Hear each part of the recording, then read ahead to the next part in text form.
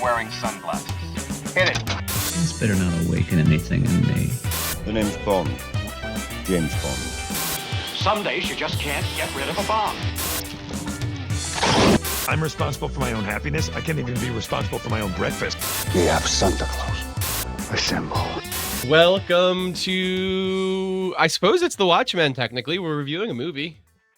But it's you and me, which is an odd configuration. Man. Yeah, it's just an odd configuration of it, but here it is. Welcome back to our Frankenstein review episode. I'm Riley Trahan, Senior Entertainment Editor at Nerd Here First, and I'm joined by Jackson Trahan. Jack, hello. What's up? My brother Jackson. Hi. That's me. I feel like we don't often get reign of the podcast, just the two of us. So. No, that is true, and probably for the best. Yeah, we'll probably this is going to be at... Well, we are here to review Frankenstein. You and I had the opportunity to see the new Netflix movie Frankenstein in theaters in 35 millimeter at the AFI Silver in Maryland. I'm glad you specified, because for a while there you were just talking about us reviewing Frankenstein, and I got nervous that this was some sort of a book club. Oh, yeah. No reading required here. Although we can get into the book a little bit, but we are talking about... We'll also, I'm sure, be talking about the older versions of Frankenstein, but we are specifically discussing the 2025 version, starring Oscar Isaac and Jacob Elordi as the recently revealed monster. Did you see these pictures of Elordi's creature? Have like they revealed what he looks like finally? They hadn't shown. Oh no! Yeah, I didn't realize. I mean, I guess that makes sense. I just had my top blown off already by his spooky vibes when I saw the movie. Yeah. So I guess I didn't register that it was a reveal still, but that's cool. We will have to talk about it. But yeah, so that's specifically, we're going to get into our experiences seeing that movie. We'll talk a little bit about what we thought of it, how it stacks up against other versions of Frankenstein, how it probably stacks up against other Guillermo del Toro movies. We'll get into all of it. But let's start by saying, if you are here because you love Frankenstein, first of all, we're happy you're here. But if this is your first ever episode of our stuff and you've gotten through our kind of goofy antics here at the beginning, we want to remind you that you can head over to our website, nihf.com, where you can subscribe to get all of our podcasts about the news, reviews of new movies. We talk about video games that we're into. We talk about comic books that we're into. We just whatever kind of nerdy culture adjacent stuff is going on, we happen to be into, we'll talk about it here. So nihf.com, type in your email address, hit subscribe for free. All of our stuff zoop to your inbox. Or if YouTube's more your speed, youtube.com/@nerditherefirst. Click subscribe. You get all of our stuff there. Jackson, what do you think about Frankenstein? Oh goodness, I thought he was a spooky guy. I thought he was maybe a little morally misguided. I thought he was. Yeah, I thought he had some interesting ideas about the nature of life and death. You mean the movie? Yeah. What do you think of the film? Well, I definitely think it was.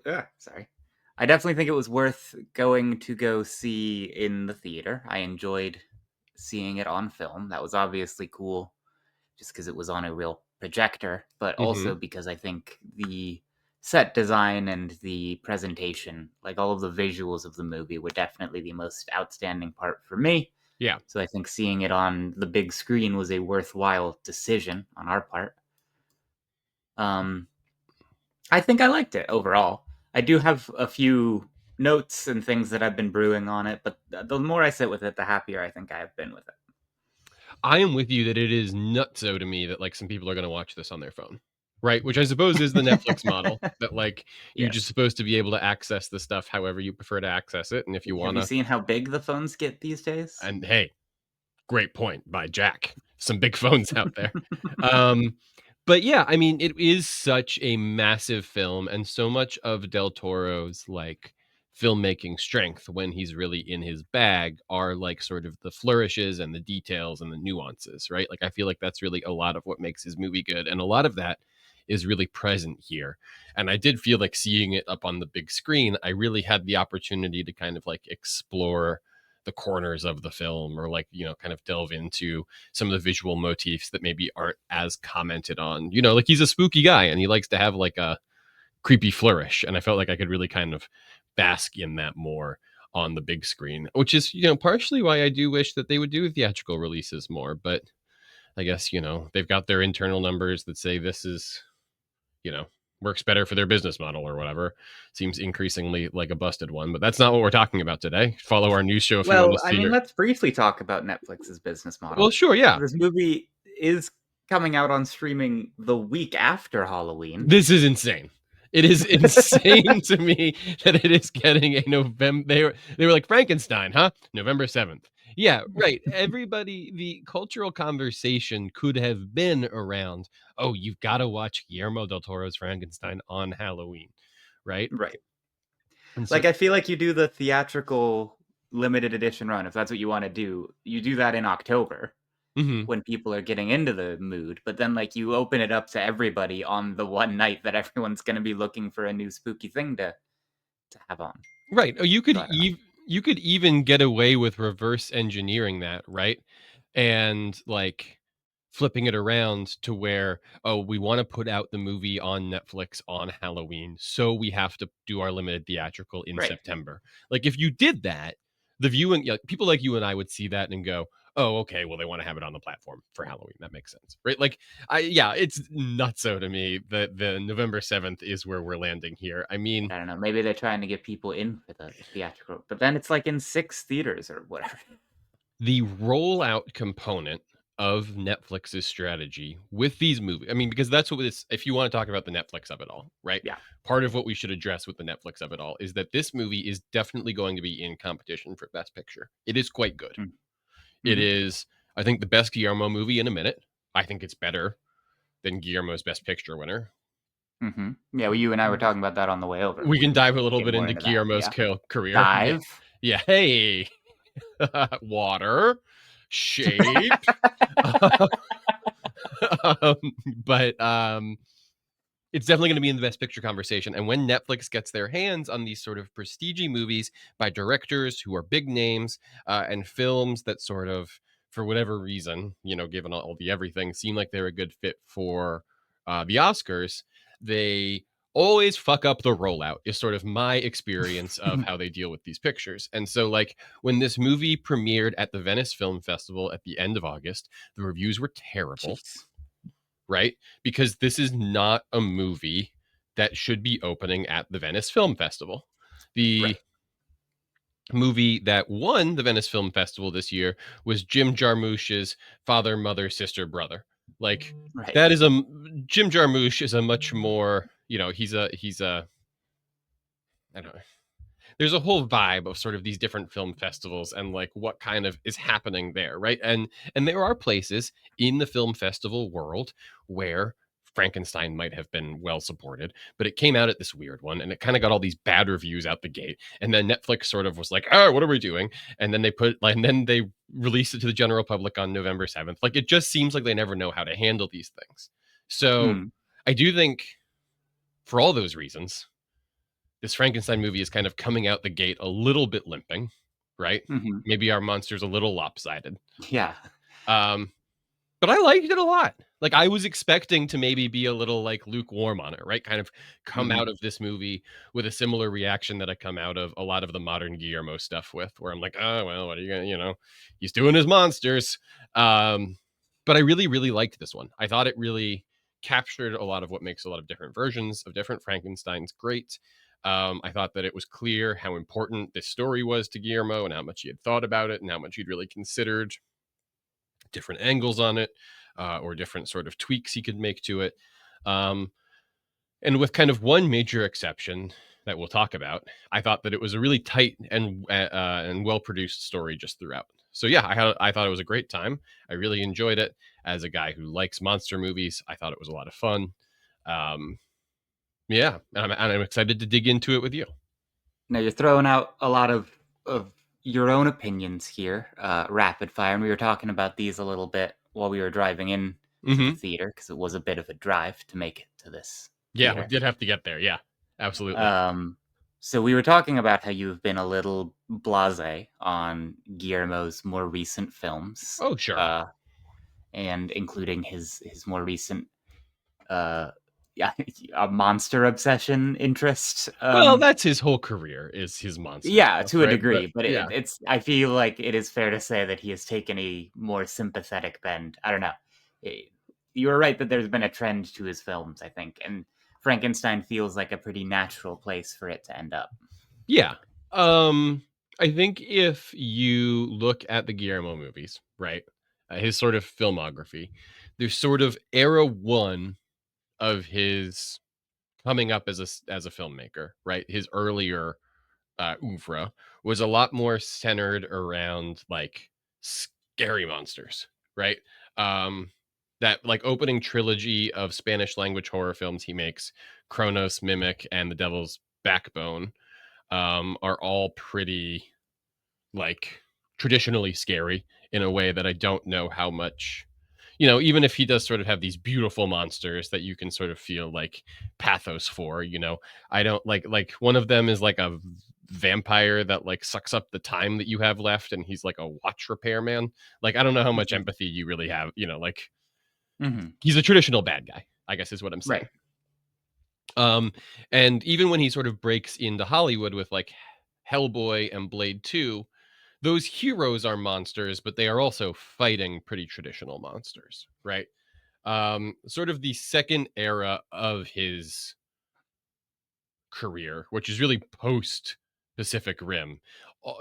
I mean, Shape of Water is the high point of it. Pinocchio in and Nightmare Alley are sort of different versions of it, but we have seen him do a lot more of like, oh, the sweet, beautiful monster that we sort of have to like our heart breaks for, right? Like the Beauty and the Beast stuff.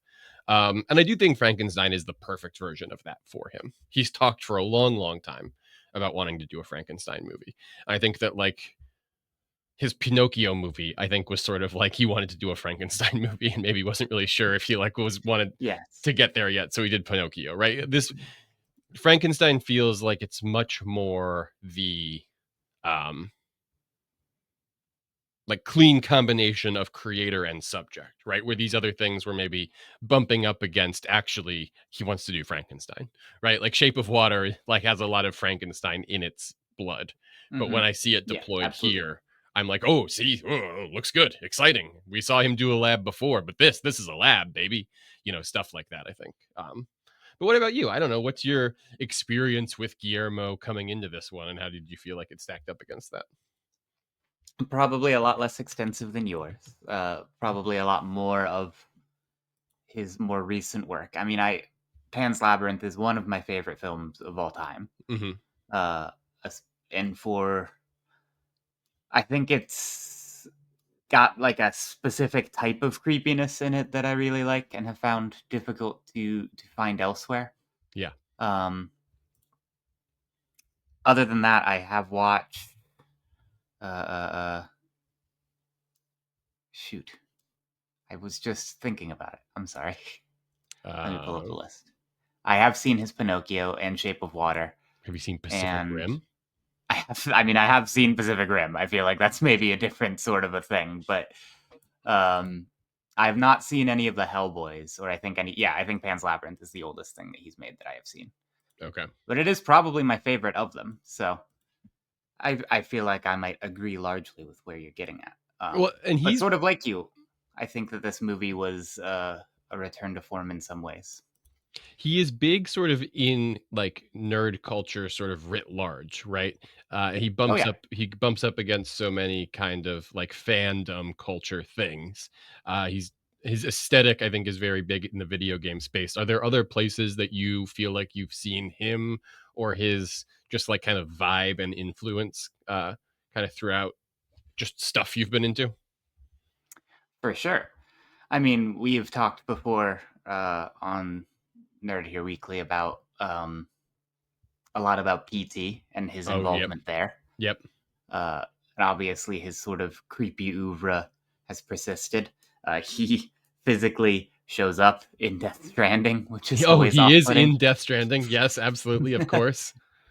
um, but I think you are right that his uh, presence can be felt writ large in a lot of uh, sort of creepy media. Or, I don't know. It's interesting that he has permeated through so much of uh, the culture in the way that he has, because I think it's rare for a filmmaker to do. Like with just an aesthetic. Like you think of other filmmakers who are well known for their aesthetic. Like I would Yeah. think of Wes Anderson because I like him so much, or If we're thinking of other creepy ones, you have like Tim Burton. Sometimes you get people who are just that recognizable for the way that they shoot a thing, and I feel like this had the signs that I was looking for, that it felt like a Del Toro thing. Absolutely, yeah. And let's hone in on that aesthetic, right? What is it that Guillermo is so fascinated by that makes so many of his films have such a particular vibe, right? Because I do sort of feel like Del Toro is kind of the uh sort of horror Miyazaki in a way, where like Maybe in a way, yeah. yeah, like everything has to be nice and particular and scary, right? Mm-hmm. Um I think he's very into like England, like Victorian British culture, right? Mm-hmm. That sort of vibe of things. I think that there's, I mean, obviously a lot of that is probably rooted in Frankenstein, but I think that there's a horror that comes along with Frankenstein's uh, temporal setting that he likes a lot, sort of that penny dreadful schema. Yeah. I found a But I lot of. think it's also. Sorry, finish your thought. I was going to say I found a lot of quotes when I was writing my article about like he calls it his Frankenstein fetish. He's, I mean, very into just every like corner of that world. So you see it a lot in all of his stuff, right? Well, it's. I think he has an obsession with like mythology and fairy tales also, and Hmm. that is the book is subtitled A Modern Prometheus, and they do a few things in the film to make allusions to the title and to other ways that Frankenstein has sort of embedded itself as a cultural idea that I think are interesting. Totally. He's thought about it so much, I think. And he thinks about the influences on that book. He thinks about the ways that that book has influenced our culture and our understanding of it. He's like adapting our idea of Frankenstein as much as he's adapting that book. There are like different Hmm. versions of the movie or even like on stage versions of the story that I feel like enter into his construction of it. Um, yeah, he's clearly thought a lot about this. All right. Do we want to talk about kind of the actors who are in the Yeah, film? sure. How Sounds they good. um are showing up here. So hold on. Let me I pull up mean, the text. Yeah. yeah, I'll pull up the Wikipedia, but we can start by talking about obviously Oscar Isaac as the lead of the movie. He is Victor Frankenstein. I think he does a Hmm. good job. I think he is competent in the role. I think he is kind of creepy. I think he sells sort of unhinged and dedicated to the work in a way that is really necessary. Um, I think he's the casting I was the most worried about going into this, okay. because obviously it's a big role. It's Yeah. the lead. Yeah. And it not to I've liked Oscar Isaac in a lot of stuff, but I don't know if he's always felt like um too comforting. I don't know. He never came off like creepy vibes in any of the things that I've seen or liked him in, especially. So I Well, wasn't sure if he could pull off this like unhinged lunatic who's pushing the boundaries of science. and you say you've liked Oscar Isaac in a lot of stuff. Okay, go on. I mean, I'm not here to fight that. I No, just that's fair enough. I do think it's like there was a time when I would have said, "Oh man, this guy is about to explode." Right? Like Oh, sure. I feel like when I had seen Ex Machina after Inside Llewyn Yeah, I Davis agree. had come He out. hasn't had the career he maybe could have had. Yeah, and I guess that's sort of what I find interesting about it is like if like that version of Oscar Isaac teaming up with Guillermo del Toro to do Frankenstein, I'm kind of like fascinated by, right? Hmm. X-Men Apocalypse, Star Wars, Spider-Man, etc. You know, Moon Knight. Yeah. The more of those he does, Dune, honestly, Dune, kind of a phone in. Like the more of those he does, I feel like the more I kind of forget that he has this mode.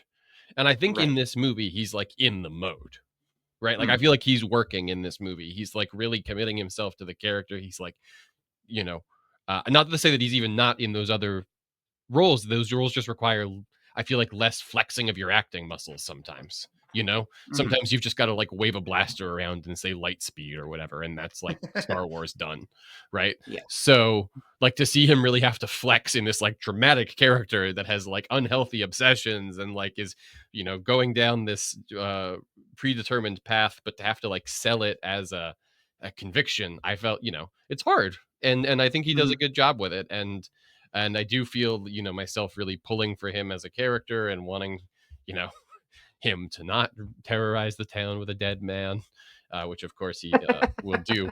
But yeah, I mean, even in the opening, like he What says, "My name is Victor. Do you know what that means?" to like a captain, and I'm like, "Oh, geez, this guy's intense." Like he's really what delivering.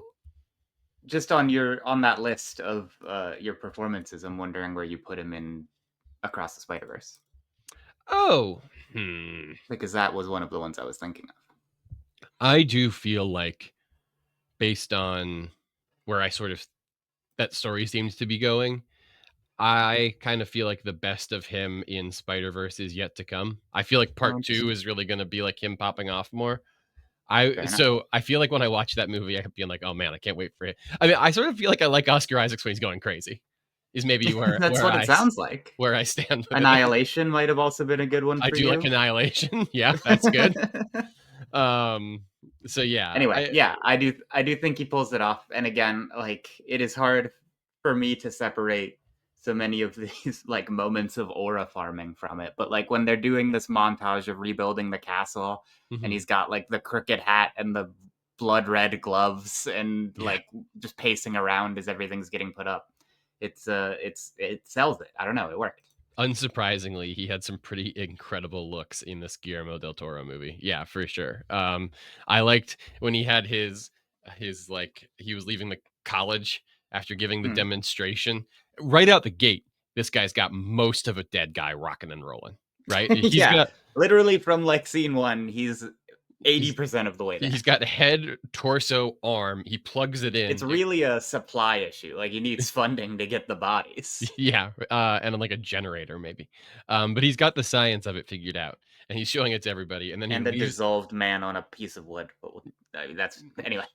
when he's leaving that demonstration. He has a particular type of a hat that I don't know the name of, a trilby perhaps, Hmm. and like a jacket, and he's got his briefcase under his arm, and he just doesn't look like a mad scientist at all. He looks like sort of a put upon college professor.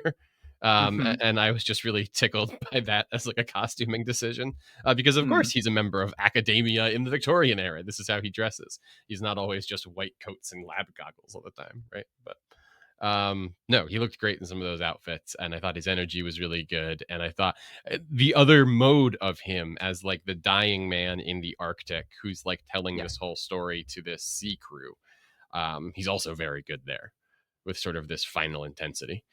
But really, the role that everybody has been talking about since this movie Indeed. has come out has been Jacob Elordi as the creature, who is, Hmm. you know, I very, very compelling in the movie with not much to do in the first half and then a ton to do in the second half. What do you think of Elordi's role as the creature, Jackson? Best since I Boris feel Karloff, like they say. I feel like the take I keep seeing online is, oh, I saw him in Euphoria and didn't really care much, and then I didn't think he would do well in this, and then he does very well in this. Sure. Would you say that's fair to say? Yeah, that's maybe where people are showing up with him. And he has been in a couple things since then. Uh, Yeah, well, for sure. Also, he is almost exactly my age, and I would say also like 2019 was not insignificantly long ago. He's probably a pretty different guy since then. Um, but I don't know. I think he pulls it off. I was nervous about the physicality for the creature. You know, I think of the creature as a pretty bulky guy, whereas ah, here I think we were talking about this and they were emphasizing more how tall he is. well, Um, which left the creature, especially in scenes like right after he was made, he was a little lankier than I would imagine. But with the costuming again, when they got like cloaks on him and stuff, I think he looked a lot better. yeah, I mean, Jacob Elordi is 6'5". So, He's a tall man. yeah, he's not a teeny dude. And I do No, think, no, I mean he was very tall. I mean like the width of it. He looked yeah, like yeah, yeah. he was a bit lankier than I imagined. I definitely think they bulk him up a bit in the costuming, like with some Right, padding. But yeah, right, he's not like, sort of traditional universal Frankenstein is like right. a square that's like as wide as it is tall, right? And he's not Indeed. doing that at all. Honestly, I mean, you and I talked a bunch, and I think I had you review. I haven't asked you to read my review yet. I absolutely will before I hit publish on it. But if you have read it, you saw a lot in there. This thing has been on Guillermo's plate for infinity, Yeah. right? Like he Yeah. has been talking about it since 2008, I think is the first time he brought it up somewhere. And so obviously in all these different versions of his, or all these, versions of who he's been as a filmmaker throughout his career, right? His sort of vision for what this movie has been has changed to be commensurate with it. Sorry, I felt like I had a hiccup. Oh, good. I bring all that up just to say it looked a lot like a Doug Jones monster to me. And obviously, like, he's Mhm. worked a lot with Doug Jones in the past, and there was definitely a time when it would have been a Doug Jones monster. Mhm. But like the makeup effect on the creature just looked like the Shape of Water monster or Mhm. Abe Sapien or any of these other Yeah, like creatures that Doug Jones has played for him over time. I agree. So I did notice that. I was like, oh, I think these makeup effects may have been designed for someone else originally. But I That's think, interesting. but he wore it really well, right? And like the Mhm. notion of Excuse me. wearing a prosthetic monster makeup in a Guillermo del Toro movie Mhm. where you have to be the heart of the whole thing. I mean, Mhm. in 2025, that's just about as big of a cultural ask as having to be Frankenstein's monster. Which we will also just we're just going to say if I call that Frankenstein during this podcast that's okay. We'll We know from know. context which one we're talking about, right, everyone? That's actually sort of a part of this movie You in don't a way. have to correct us, Right. There's a but whole do though in the comments. in the actually we would love it if you could comment and correct us. That'd be Yeah, great we for shouldn't have said engagement. it. You should just keep doing it wrong. Um he's great is my point. He lives up to the I expectation think on he both knocks it out of sides. the park. He's fantastic. Uh, His sort yeah, of you're like right. The character goes through a huge arc in terms of like how he has to perform him, and yeah, the quivering, like like delicate waif of a creature who's just come to life and knows one word is fantastic, and like the decimating like hulk of a mass that is so like flowery in its language is also very compelling. Like both sides of this thing mhm, that he performs are both incredibly compelling. And I don't even know if I have a preference for either. I kind of like it in both modes, which mhm, mhm. speaks a lot to his performance, I think. We also, I feel, are obligated to talk about Mia, We are obligated to talk about Mia not only because she is one of the main leads of the movie, but also because, yes, you and I have an unusual our presidents podcasting of the Mia history. Goth fan We are club. presidents of the Mia Goth Podcasters Fan Club, having fallen for the X movies. Yeah. Um, I would be surprised if this was her last movie with Guillermo. I, f- Oh, I would love that. I feel like I mean, maybe. we are we avoiding spoilers? No, Well, I don't know it's what the vibe. Frankenstein. Yeah. Well, I mean, fair enough, but for this particular movie, Yes. we thought she might be brided at some point, We, and yes.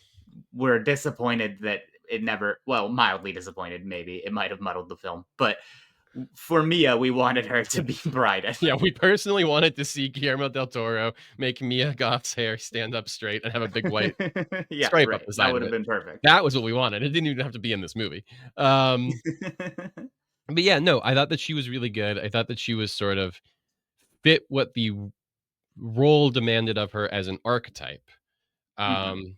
I have liked in the past that Mia Goth has really had the opportunity to act sort of in these archetypal roles and then find opportunities to like wrinkle them in kind of interesting or nuanced ways, right? Like that's what's so compelling about the performance of Pearl is that Mhm. like you sort of like even when you think you understand the psychopathy of that character, there are like these funny little wrinkles that you encounter in the actual story that you're like, "Oh, that's funny that she fed him to a crocodile or whatever it is," right?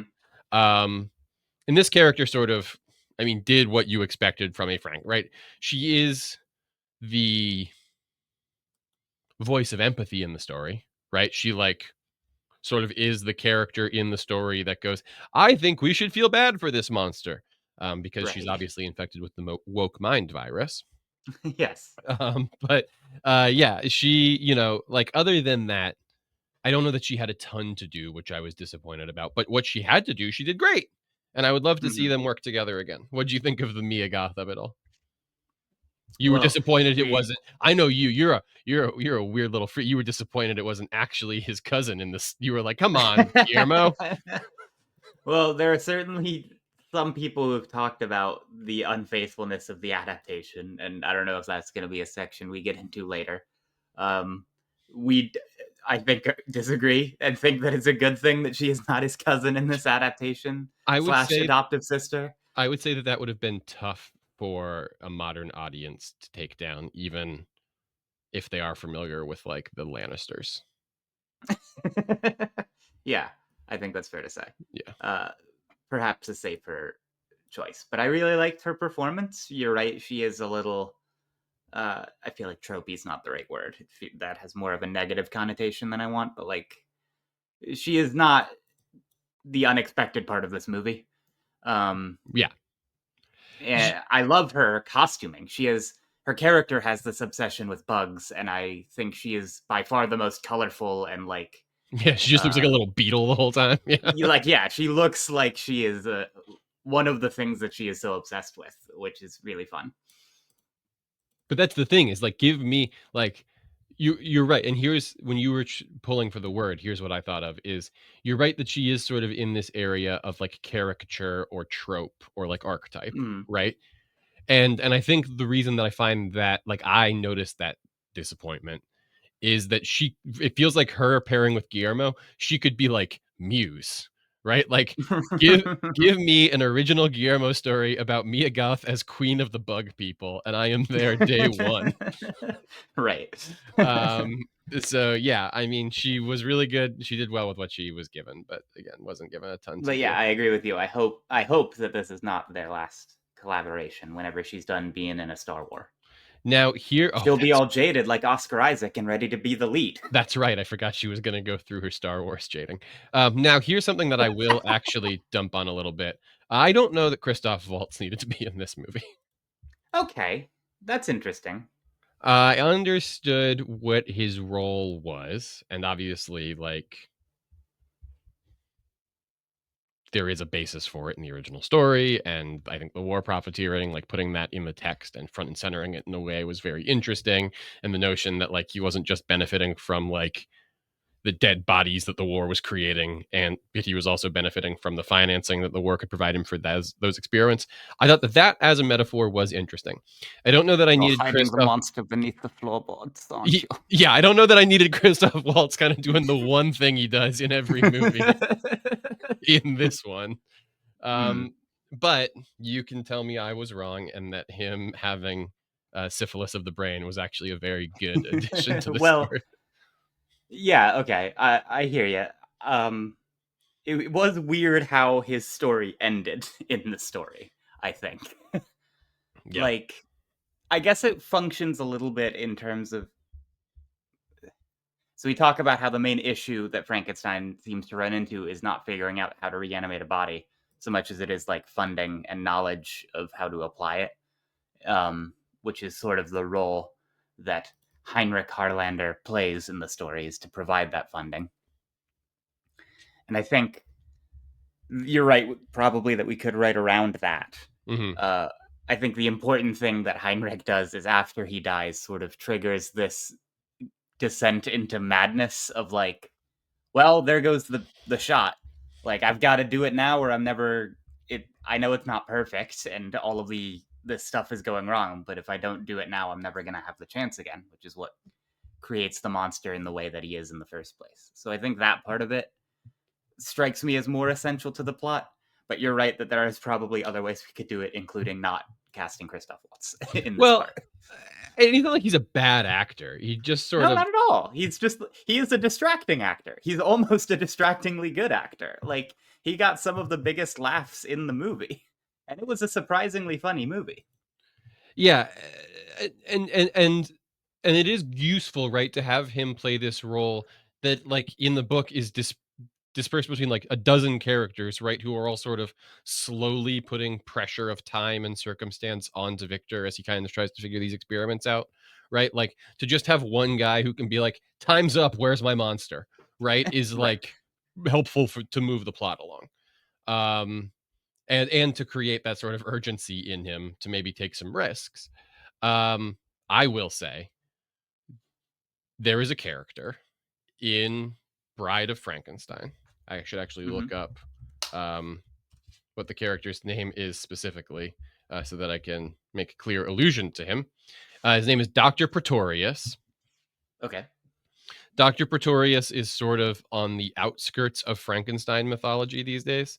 I would say if you were to watch Bride of Frankenstein today, Jack, you would notice pretty immediately that Dr. Pretorius is coded as a gay man.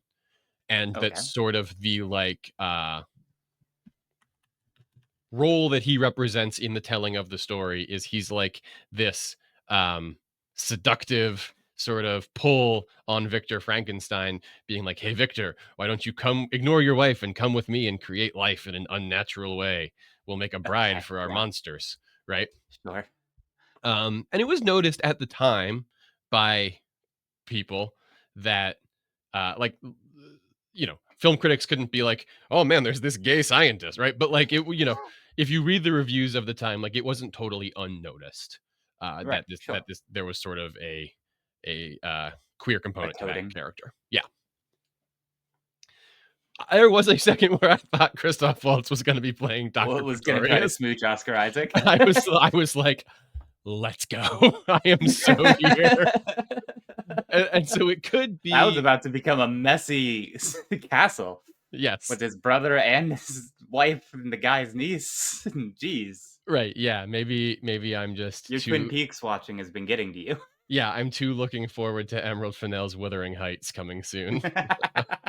We'll be discussing that on this podcast feed for sure. But so, like, yeah, maybe that wouldn't have really worked, and maybe I was just disappointed by what I wanted to get. And you should never, dream cast that would have this been a movie hell early. of a swing. It would have been an exciting thing to talk about. Yeah, it would have been interesting for sure. But so anyway, having that role of that idea of like, oh, he could be that character, I kind of just ended up being like, oh, he was sort of an amalgam of a bunch of. He was a plot device, is what he Yeah. was. He was a guy who Yeah. was there to say, "Time's up. Where's my monster?" And then once the monster showed up, he kind of exits the film. Yeah. Were there any like sections of the movie, scenes, lines, motifs, deliveries, anything in Charles dances, anything in particular you wanted to Well, dig yeah. into or He was discuss? the only other one I was going to mention in particular. I mean, Yeah, yes, sure. Let's but talk about Charles that dance. whole- I I already mean- made a Lannister joke. Here, I'll do it this way. One theme that was definitely prominent throughout the film was the relationship between fathers and sons, Mm-hmm. which is not the hardest one to go for, but it does mean that we get like a slightly older Victor, I think, to get the father-son thing going on with him and the monster. Mm-hmm. And there's a lot of parallels in the ways that they shoot and the ways that Victor and the monster interact and the ways that Leopold, I think is his name, Yep. and Victor interact. Yes, a lot of But them. Charles Dance is a stern-looking man, so good casting there. Yeah. And a really good contrast between Charles Dance as the sort of harsh, regal baron of a father, who sort of teaches his son a strict kind of code to live by and the way to like be a surgeon, and the role of Victor's mother, which is played by scrolling. Not going to be able to find a name for the actor right now, which I'm disappointed by. But I thought she was pretty good in the small section of the film that she was in, which again, kind of going back to what you were saying earlier, in this movie, a lot of the women are asked to wear incredible looking dresses and stand in corners. And she got to really billow in a big long red dress that looks crazy and have a few scenes with the young Victor actor. But yeah, Charles Dance is just this authoritarian kind of tearing through the opening act of the movie was very compelling. Yes. This is like a whole aspect of this movie that I don't think you and I picked up on. Okay. Elizabeth is Mia Goth plays his mom also. Mia Goth's the mom? Yeah. That's amazing.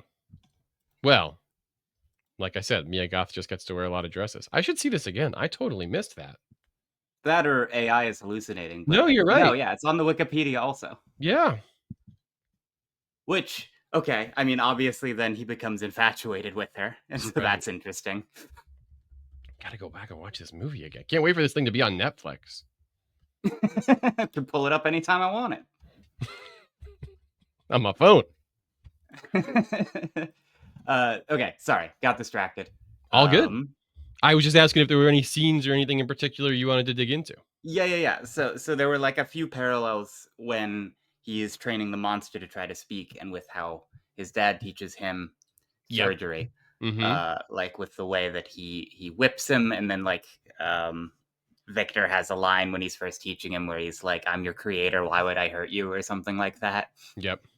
Uh, so I don't know. There's a few moments where this movie's I don't know, subtext is for cowards or whatever. Yeah. Uh, That's kind of a Guillermo move, right? indeed, but I do think those those moments, and especially the more subtle ones of like, I don't even know how to describe it, but like the tools that both his father, the switch that Victor's dad uses to hit him, and the iron rod that he uses to hit the monster are both like housed in similarly shaped devices that are like three vertical rings that they slide into. Yep. Was one of the parallels that I noticed.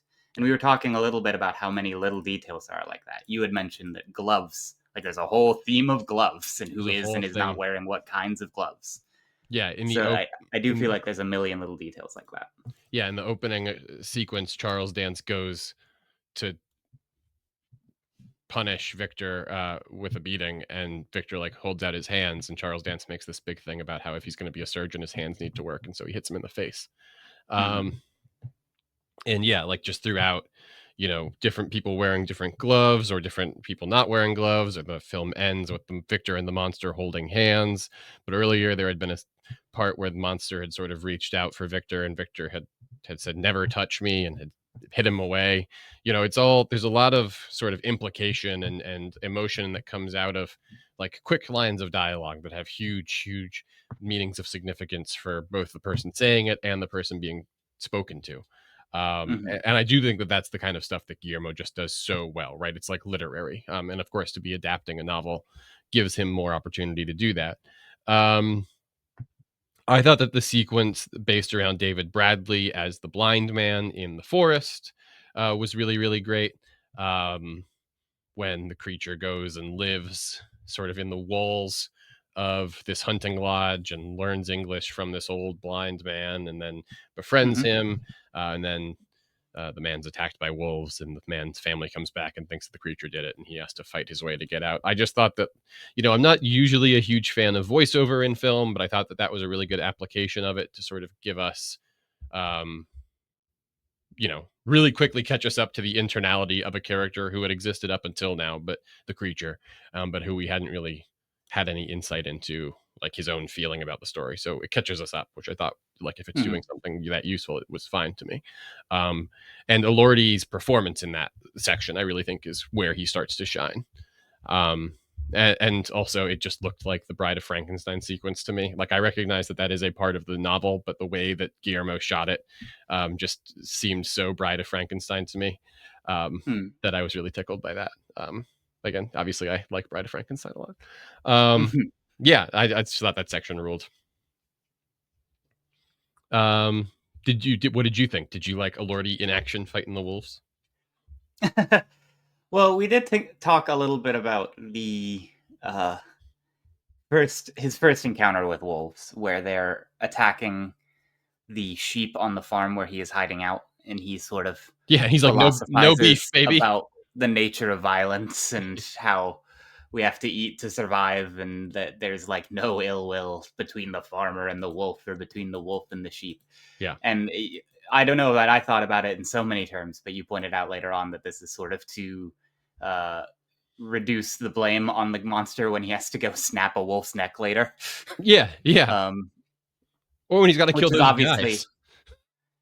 Yeah, well, yes, and then also later he kills people. But I mean, that's kind of my point. Is I think, do you remember when Superman was coming out, and there was there's this really awkward cut when he's fighting Bizarro where the dog shows up, and then like there's this weird transition where apparently there was a scene where Bizarro just punches the dog, and audience test screenings reacted so poorly to it that they just had to completely cut it. You can't even show evil Superman punch a dog. Right. So it's like that's how bad attacking dogs is you can't have your villains do it. And so I do think that scene was to justify him not unviolently killing a bunch of wolves.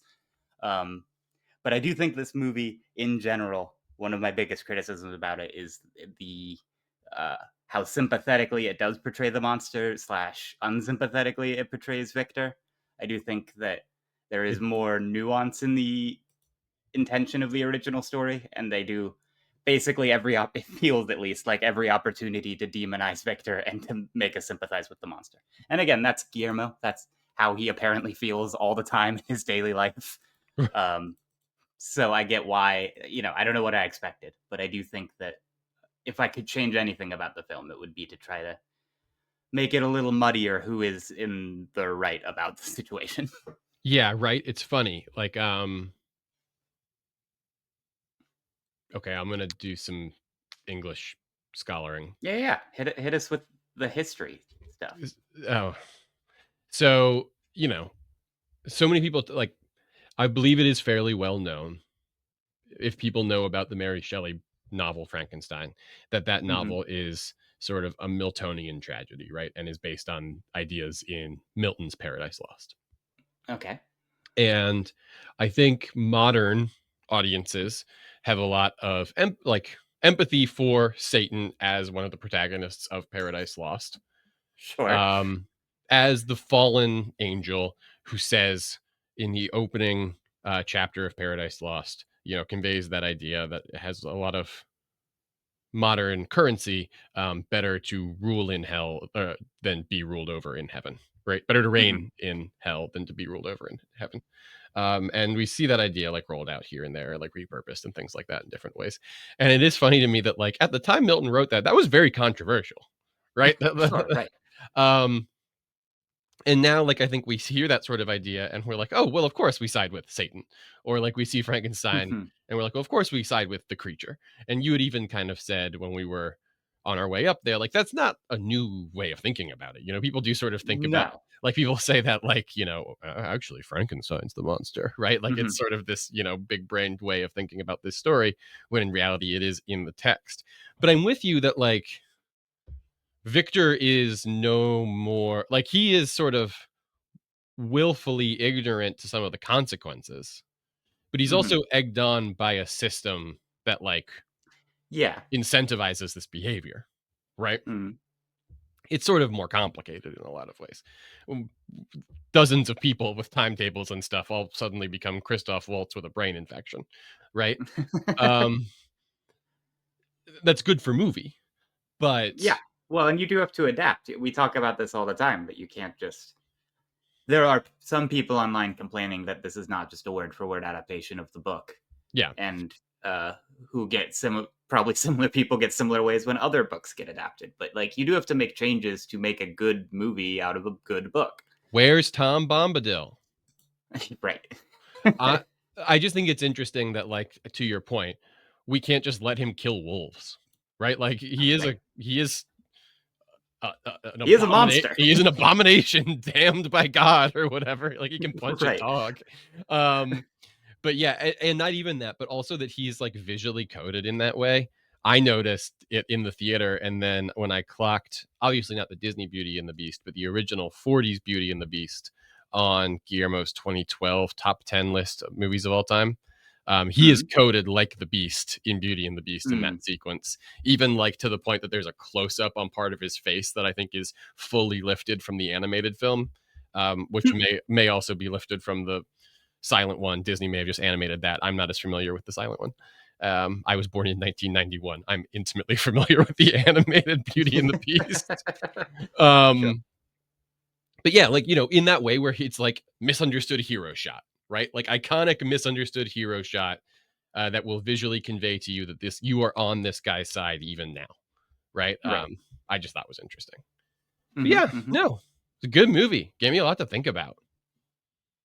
I've definitely continued to ponder it, and like I said, I have specific shots and scenes that have just like popped into my head because they were so visually striking. So I do think it's worth the theatrical experience for sure.